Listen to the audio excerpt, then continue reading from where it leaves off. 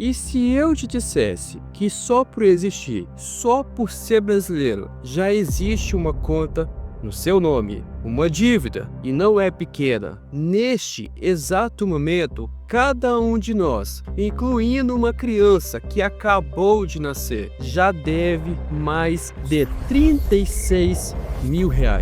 Essa é a sua fatia pessoal da dívida pública do Brasil. Um monstro que já passa dos 7,8 trilhões de reais. Mas afinal, o que é essa dívida? De forma simples, é todo o dinheiro que o governo brasileiro pegou emprestado ao longo dos anos para cobrir seus rombos, para pagar contas, salários, benefícios e os juros de dívidas antigas. Pense nela como o cartão de crédito do país e a fatura só aumenta. Então, a pergunta que importa não é só o que é a dívida. A pergunta real é: para quem o governo deve? Quem são os donos dessa fatura trilionária que está no seu nome?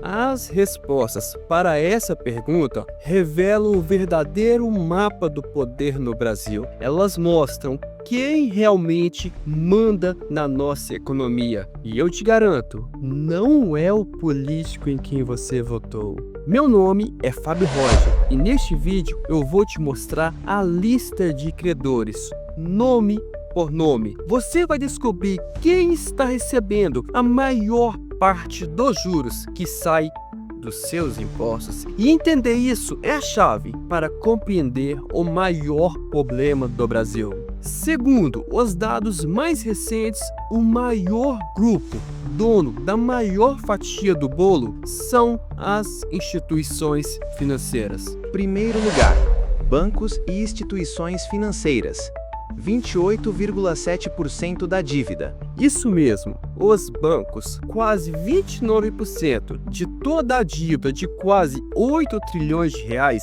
está nas mãos deles. Estamos falando de mais de 2,2 trilhões de reais. O banco onde você tem conta, Itaú, Bradesco, Santander, Banco do Brasil, Caixa, todos eles compram esses títulos. Para os bancos, é um investimento dos sonhos, extremamente seguro e muito rentável.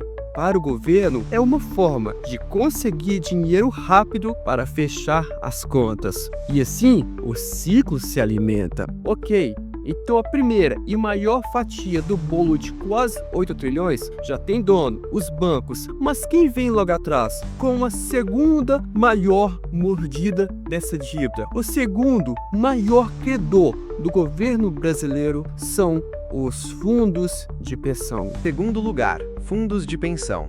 Previdência, 23,5% da dívida. Fonte, Tesouro Nacional.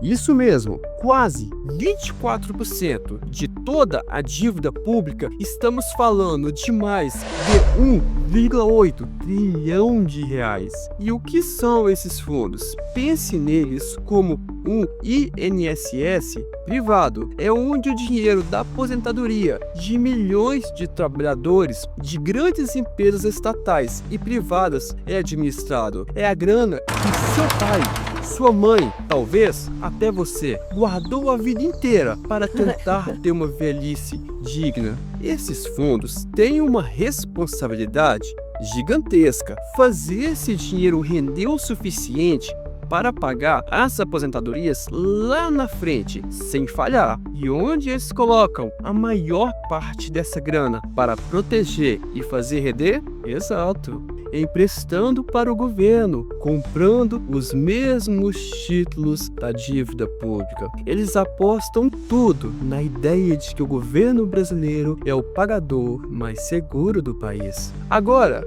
pensa no tamanho da corda bamba que a gente vive. O futuro de milhões de aposentados depende diretamente da capacidade do governo de não quebrar, de conseguir pagar essa dívida monstruosa de quase 8 trilhões, que só aumenta. É uma aposta de alto risco onde o dinheiro do futuro dos nossos aposentados está financiando a gastança sem controle de Brasília. Uma aposta que, por enquanto, está se pagando. Mas até quando? Ok, já vimos bancos nadando de braçada e o futuro dos aposentados na corda bamba. Mas a terceira maior fatia da dívida, de quase 8 trilhões de reais, está mais perto de você. Talvez até no extrato do aplicativo do seu banco. O terceiro maior credor do governo brasileiro são os fundos de investimento. Terceiro lugar, fundos de investimento, 22,8% da dívida. Fonte: Tesouro Nacional. Eles são donos de quase 23% de toda a dívida. Outro soco gigantesco do monstro de quase 8 trilhões. E o que é um fundo de investimento? Pense num condomínio. Vários moradores, os investidores, juntam dinheiro e pagam um síndico, o gestor do fundo, para cuidar de tudo. E esse gestor decide onde aplicar a grana, em ações, imóveis e por aí vai. Ou, na maioria das vezes, emprestando para o governo. É isso mesmo. Sabe aquele fundo de investimento que o seu gerente te empurrou, dizendo ser uma ótima oportunidade, super seguro? Pois é, parte da sua grana ali, que você ralou para juntar, muito provavelmente está sendo usado para alimentar o monstro de Brasília. A desculpa é sempre a mesma, é o investimento mais seguro do país. Mas a verdade é que o seu dinheiro, que deveria estar virando motor da economia real, financiando empresas que geram emprego, inovação e blá blá blá, acaba virando um cheque em branco para o governo continuar gastando mais do que arrecada. O dinheiro gringo e os juros altos. Ok, já vimos que os três maiores donos da dívida são brasileiros, mas é claro que tem muito gringo querendo um pedaço desse bolo de quase 8 trilhões de reais. O quarto maior credor do governo são os investidores estrangeiros. Quarto lugar, investidores estrangeiros, 9,6% da dívida. Fonte: Tesouro Nacional.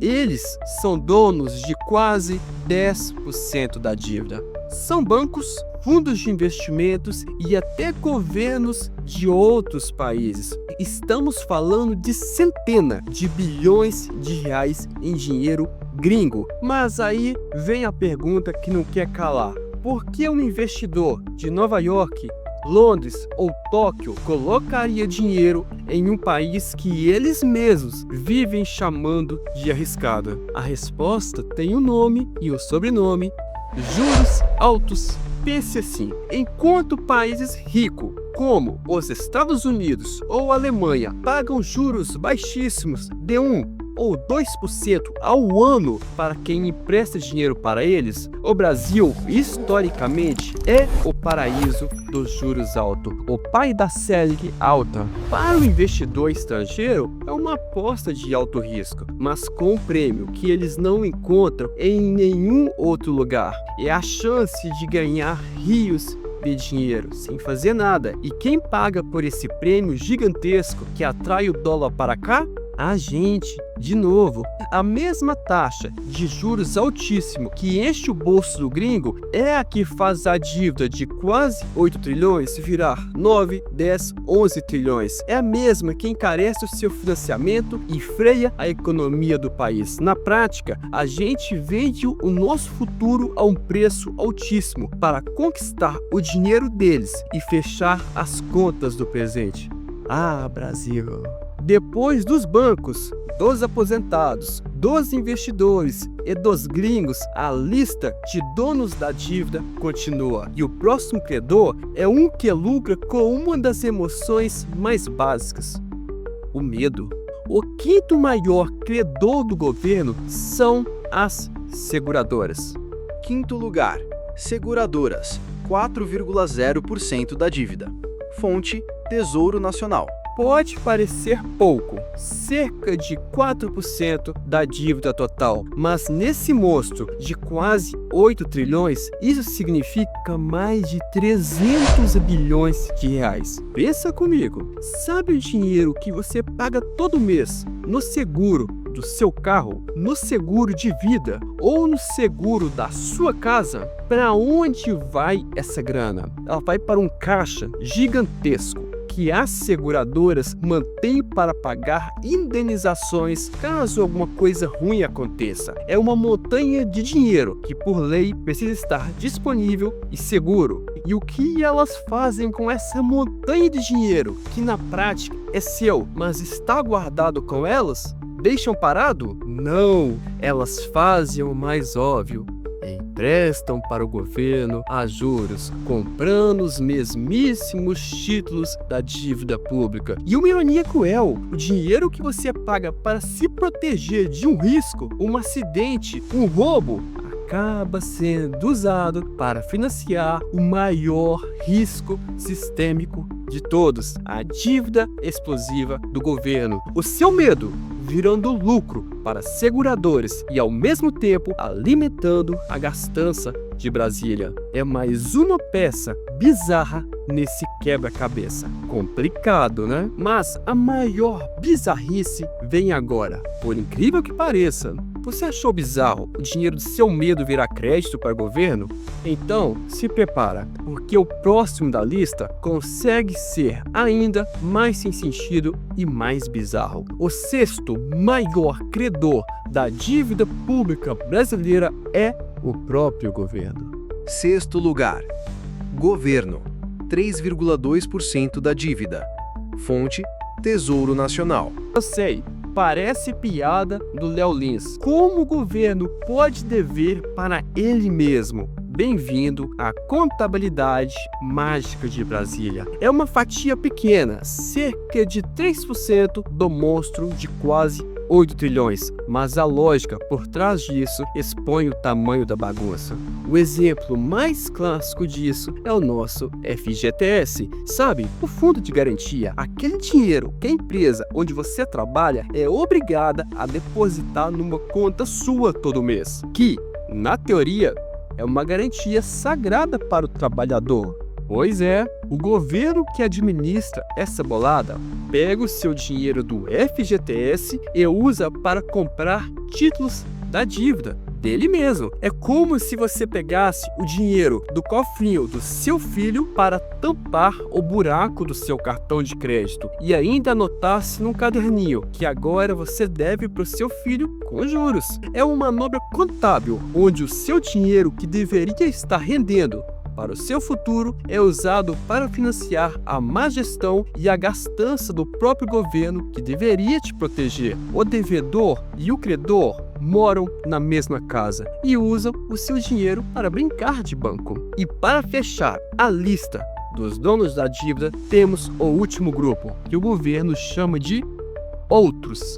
Sétimo lugar. Outros. 7,8% da dívida. Fonte: Tesouro Nacional. É um balaio de gato, onde empresas que não são do setor financeiro, cooperativas e principalmente você, isso mesmo, se você já investiu um centavo que seja no Tesouro Direto, parabéns, você também entrou para a lista de credores do governo. Você, pessoa física que compra um título para proteger seu dinheiro, também está financiando essa dívida monstruosa de quase 8 trilhões. Agora que você sabe quem está recebendo a grana, falta responder a segunda pergunta, a mais importante de todas. Por quê? Por que o governo se endivida tanto? Porque ele gasta mais do que arrecada. É o famoso déficit fiscal. Quando falta dinheiro para pagar salários, aposentadoria, programas sociais e até o cafezinho de Brasília, o governo faz o quê? Pede mais dinheiro emprestado. Ele emite mais dívida para pagar a dívida antiga e os novos gastos.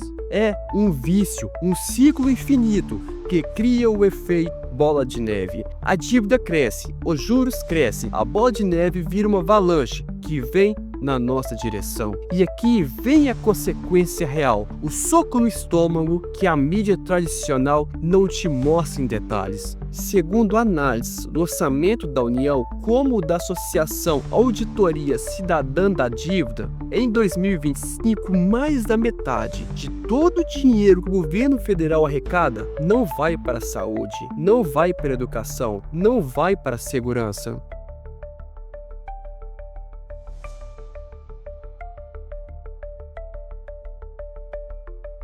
Mais da metade do seu imposto, da sua gasolina, da sua comida, vira fumaça, pagando juros e rolando a dívida para os credores que a gente acabou de conhecer. É o dinheiro do posto de saúde que não foi construído, do salário do professor que não foi reajustado, da viatura da polícia que não foi comprada. Aí você pode pensar, ué, mas por que o governo não imprime os 8 trilhões e paga tudo de uma vez? Boa pergunta, péssima ideia. Eu sei que essa ideia de imprimir dinheiro parece a solução mais fácil e muita gente se pergunta por que não fazer isso. A verdade é que essa solução é uma armadilha que pode te deixar ainda mais pobre. Se você quer entender a fundo por que não podemos simplesmente imprimir mais dinheiro, eu preparei um vídeo completo sobre isso. É este que está aparecendo aqui na tela